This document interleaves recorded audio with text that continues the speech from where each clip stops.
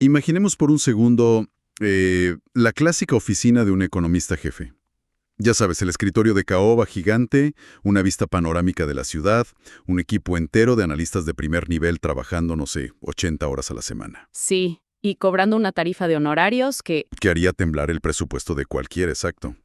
Bueno, pues en este análisis a fondo de hoy, vamos a explorar qué pasa cuando esa oficina entera, con todo y el equipo, se comprime literalmente dentro de una computadora portátil. Es que es una transformación radical. O sea, históricamente el análisis económico de alto nivel siempre ha estado resguardado detrás de unas barreras de entrada enormes, ¿no? Presupuestos gigantescos, meses de investigación y un ejército de mentes brillantes dedicadas a procesar números antes de siquiera poder empezar a pensar en la teoría. Totalmente. Y justamente la misión de hoy es desmitificar cómo la tecnología está demoliendo esas barreras. Vamos a ver cómo cualquier persona con curiosidad intelectual, y bueno, las herramientas adecuadas, claro, puede construir su propio asistente económico de inteligencia artificial. Un asistente incansable. Exacto. Uno que puede, digamos, descargar datos masivos, correr modelos matemáticos súper complejos, revisar décadas de literatura académica y hasta simular políticas fiscales en cuestión de minutos. Y para desempacar esto, tenemos sobre la mesa una pila de fuentes buenísimas. Sí, tenemos investigaciones de 2025 del economista Anton Korinek, también reportes del Fondo Monetario Internacional del año 2026, métricas internas de la empresa Anthropic y manuales súper prácticos sobre cómo usar la versión 2026 de Cloud Code. Que leídos en conjunto pintan un panorama que es, bueno, es un cambio de paradigma total. O sea, ya no se trata de predecir la siguiente palabra en un chat, sino de delegar flujos de trabajo completos. Así es. La forma en la que interactuamos con los datos empíricos cambió de manera irreversible.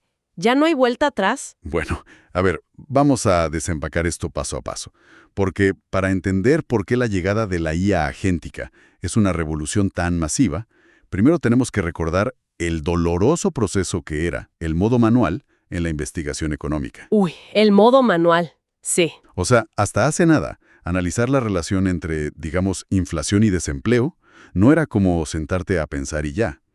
Requería ir a las bases de datos del gobierno, descargar archivos inmensos. En formatos incompatibles casi siempre. Casi siempre.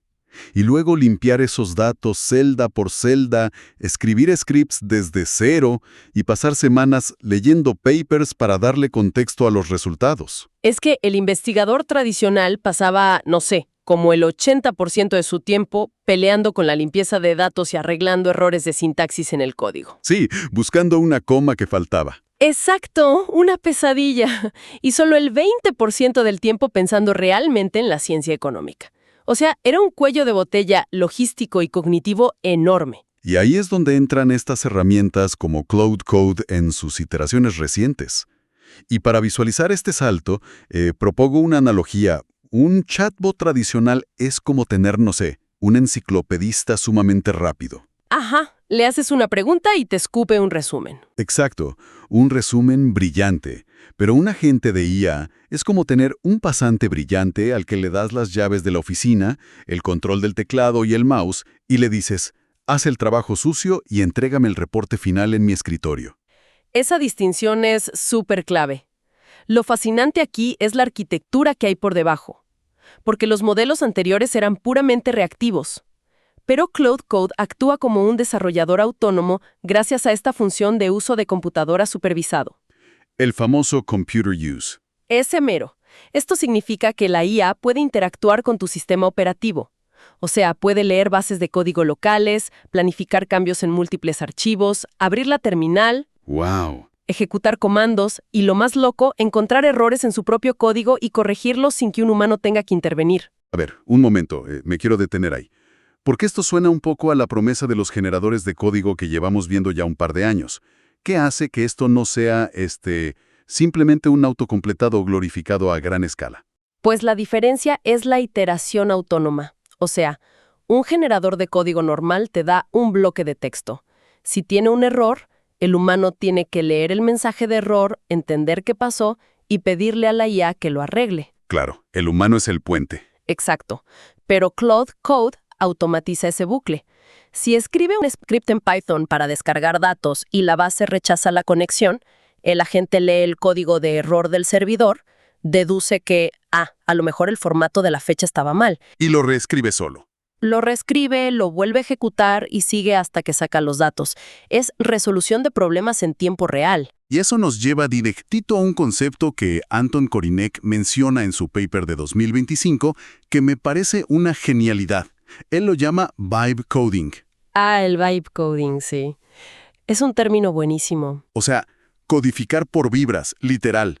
En lugar de que el economista se tenga que memorizar la sintaxis exacta de una librería rarísima de Python, el investigador programa transmitiendo la vibra o la intención lógica en lenguaje natural. Y la IA se encarga de traducir esa intención en código ejecutable estricto. Y fíjate que los datos que reporta Anthropic respaldan totalmente esto. Sí, vi que las métricas son brutales. Son impresionantes. En pruebas rigurosas de programación, como el benchmark SWD, estas versiones alcanzan puntuaciones cercanas al 80%. Que es altísimo. Altísimo. Y traducido a la economía, esto significa acelerar tareas complejas en un 80% en promedio. Básicamente permite construir herramientas empíricas sin ser un experto en ingeniería de software. Bueno, sabiendo que esta arquitectura existe, pues la pregunta del millón es, ¿cómo se ve esto en la práctica? O sea, ¿cómo pasas de tener una cuenta ahí en Internet a tener un asistente funcional? Claro, de cero a experto. Exacto. Y las fuentes ofrecen como una hoja de ruta muy clara para construir lo que llaman, un poco en broma, un EconoCloud. El EconoCloud, sí. Pues mira, todo empieza con la configuración básica, el nivel celo. Necesitas una cuenta avanzada de IA y la interfaz de línea de comandos. Pero el paso crítico es conectarlo al mundo exterior. Las APIs, supongo. Exactamente. El agente necesita las llaves de acceso a las bases de datos globales, como el FRED o el Banco Mundial. Porque sin datos reales el agente está ciego. Claro. Y luego viene la instrucción inicial, el prompt maestro, que me pareció fascinante. No basta con decirle, oye, analiza la economía. Le tienes que dar una identidad. Le das una personalidad operativa, digamos. Ajá. Tipo, eres EconoCloud, eres un economista jefe, eres matemáticamente preciso, mantienes un tono, no sé, sarcástico y escéptico cuando los datos muestran anomalías. Y siempre citas tus fuentes primarias. Y le configuras el entorno, le dices que opere en Python con librerías específicas como Pandas o Matplotlib para hacer gráficos. Al establecer ese marco, el agente ya puede operar usando un ciclo que se conoce como pensar, actuar, observar y responder. A ver, podemos ilustrar ese ciclo. Digamos que le pido a este agente que me evalúe el mercado laboral en Estados Unidos. ¿Cómo procesa eso internamente? Pues mira, primero entra en la fase de pensar. Procesa tu lenguaje natural y razona. Ok, para evaluar el mercado laboral, el indicador más estándar es la tasa de desempleo. Lógico. Luego pasa a actuar. Escribe y ejecuta un código para conectarse a la base del FRED, por ejemplo, y extrae esa métrica. Ajá. En la fase de observar, recibe los datos puros y nota que, digamos, en junio la tasa era del 4.1% y ve la tendencia. Y finalmente, en responder, sintetiza todo y te redacta un informe diciendo que el mercado sugiere estabilidad y te escupe un gráfico interactivo. Y es una locura pensar que todo ese flujo pasa en segundos. Pero bueno, recuperar datos es solo el principio. Las fuentes muestran que estos agentes escalan súper rápido hacia análisis causales ya profundos. Sí, ya no es solo pintar una rayita en un gráfico. Exacto. Es aislar variables para entender qué causa qué. Los documentos hablan de que puedes pedirle que corra modelos de diferencias en diferencias para ver el impacto de una ley. O usar librerías de optimización para maximizar recursos. Y todo abriendo cuadernos de Jupyter locales y modificándolos en tiempo real. Y aquí, aquí es donde se pone realmente interesante, pero también donde me surge una duda gigante. Porque la investigación dice que en la industria financiera ya están usando esto para armar modelos de valoración tipo McKinsey. Sí, con escenarios base, alcista, bajista, cálculo de TIR, todo. ¿Todo con un comando de voz?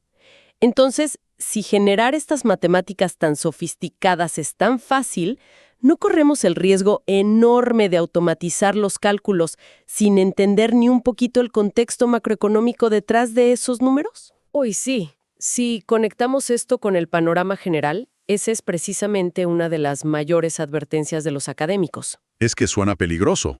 Lo es. Porque el modelo es impecable ejecutando la sintaxis, del cálculo, no. Pero el juicio humano tiene que guiar la interpretación. La IA es una máquina de estadística brillante, encuentra patrones como nadie, pero no tiene un modelo mental del mundo real. Claro, la famosa regla de que correlación no implica causalidad. Exactamente. Que dos líneas se muevan juntas en un gráfico que te hizo la gente no significa que haya una relación económica real. Puede ser puro ruido estadístico. La responsabilidad de decir, a ver, esto no tiene sentido, recae 100% en el humano. Y esa necesidad de supervisión humana se vuelve exponencialmente más urgente cuando metemos más complejidad. Porque la investigación nos lleva a un punto donde ya no hablamos de un solo asistente. Ah, los sistemas multiagentes. Sí, lo que podríamos llamar una sala de mando empírica, donde varias IAs colaboran entre sí. Así es, con herramientas de orquestación puedes armar un equipo entero de especialistas sintéticos. En vez de tener un solo modelo súper saturado intentando hacer de todo, divides las tareas. Y los manuales dicen que esto funciona definiendo roles muy estrictos. Tienes, digamos, un agente de literatura que solo se dedica a leer papers y resumirlos. Ajá, el ratón de biblioteca. Ándale. Luego tienes un agente de datos que es como el ingeniero estadístico, limpiando valores atípicos, un agente de simulación de políticas y por encima de todos un orquestador. Que es la IA central que reparte el trabajo y decide si la info que le mandan los subagentes es suficiente para armar el reporte final. Y para entender el potencial de esto, las fuentes rescatan un ejemplo increíble que es The AI Economist, un proyecto de Salesforce. Sí, ese experimento es fascinante. Usa aprendizaje por refuerzo multiagente para simular economías a pequeña escala y buscar el diseño de impuestos óptimo. Y aquí, pausa rápida e importante para quienes nos escuchan. En este análisis a fondo, nuestro objetivo es informar sobre el contenido de las fuentes de manera súper imparcial. No estamos tomando ninguna postura sobre estas políticas fiscales o ideologías, simplemente estamos explicando cómo funciona la IA a nivel técnico. Totalmente aclarado. Y bueno, desde el punto de vista puramente técnico, esta simulación funcionaba enfrentando a dos tipos de agentes. Por un lado, agentes que simulaban ser ciudadanos comunes. Que intentaban maximizar su propio beneficio, supongo. Exacto. Aprendían a tomar decisiones sobre cuánto trabajar, cómo construir casas, todo para maximizar su utilidad. Y por otro lado, tenías a un agente que actuaba como el planificador del gobierno. El recaudador de impuestos. Así es. Su objetivo era ajustar las tasas de impuestos basándose en lo que hacían los ciudadanos para alcanzar ciertos parámetros. Y los agentes iteraban millones de veces, adaptándose a las estrategias del otro. Entonces, a ver, ¿qué significa todo esto para el futuro? Porque yo antes visualizaba esto como, no sé, una línea de ensamblaje intelectual. Pero creo que me quedo corto con la analogía. Sí, porque una línea de ensamblaje es como muy ciega y repetitiva, ¿no? Exacto. Esto se parece más a un comité directivo sintético.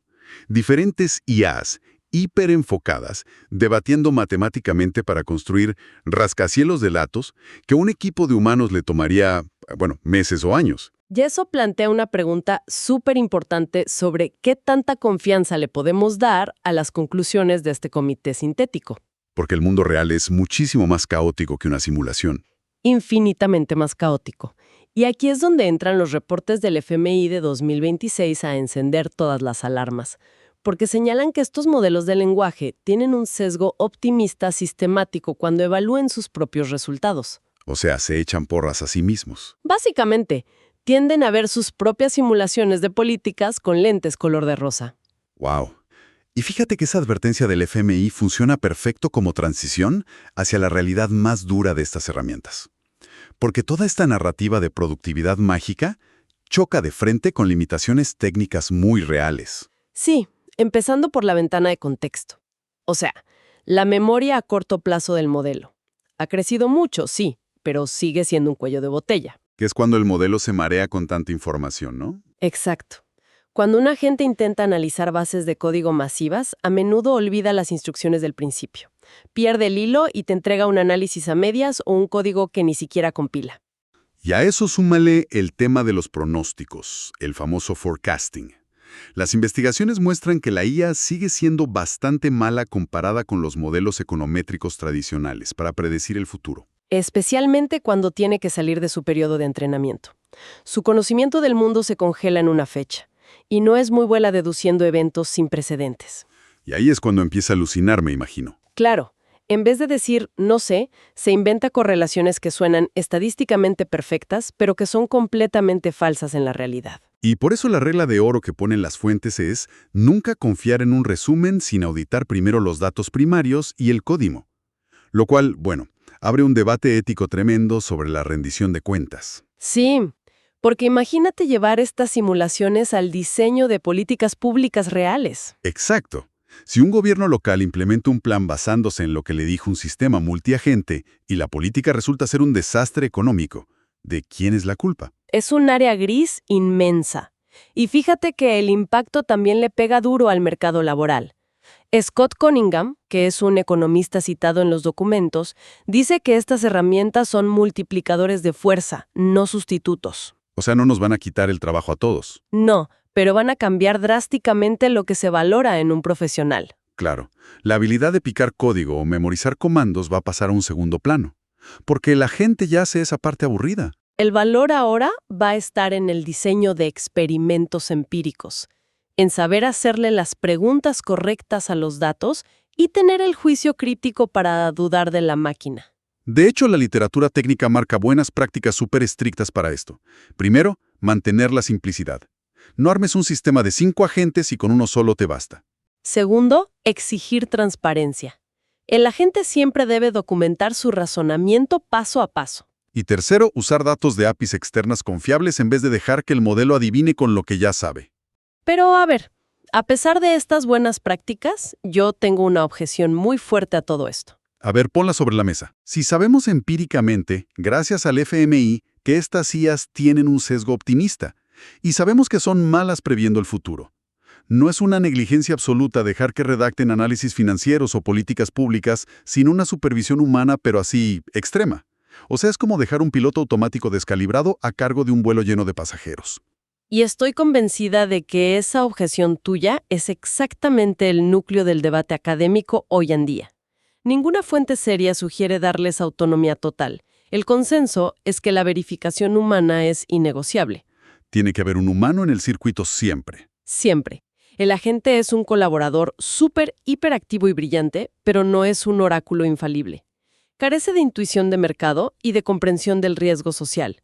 Propone escenarios, sí, pero el escrutinio final siempre debe ser humano. Bueno, para recapitular un poco el viaje que hemos hecho hoy, pasamos de una investigación económica que era puro trabajo manual, asfixiante, limpiando datos, a un ecosistema donde le hablas en lenguaje natural a un agente autónomo. Un agente que recupera datos del FRED, orquesta equipos enteros de investigación y hasta simula políticas públicas. La lección principal de todo esto es que el acceso a herramientas que antes eran exclusivas de alguien con un doctorado, ahora se ha democratizado. Pero, y este es un pero gigante, esto exige muchísima más responsabilidad.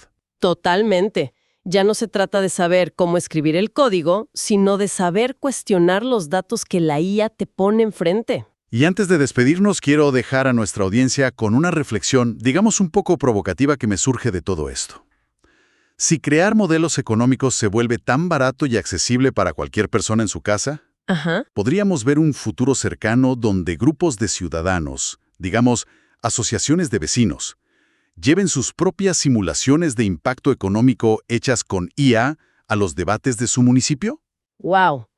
Eso sería desafiar directamente el monopolio de la información de los gobiernos. Exacto. Imagínate equilibrar la balanza de poder en una discusión cívica, porque ahora los ciudadanos también tienen a su propio equipo de economistas de IA respaldando sus argumentos con datos duros. Las implicaciones para la democracia local serían enormes. Ahí se los dejamos para que lo piensen.